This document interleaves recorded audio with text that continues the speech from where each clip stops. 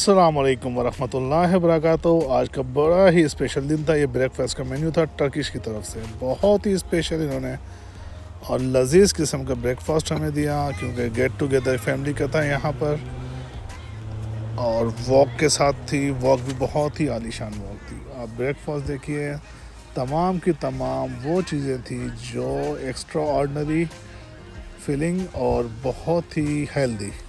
कोई भी junk food नहीं था इसमें। तमाम चीज़ें बेहतरीन किस्म की, जैम हो, हलवा हो या मक्खन हो, सैलड हो, टमाटर हो, स्पेशल किस्म का सब कुछ, चीज़ का नाश्ता और तमाम चीज़ें देखिए आप। बहुत ही बेहतरीन किस्म का, बहुत मज़ा आया फैमिली के साथ। ये इनकी ट्रेडिशनल ब्रेड थी जो टर्किश खुद बनाते हैं।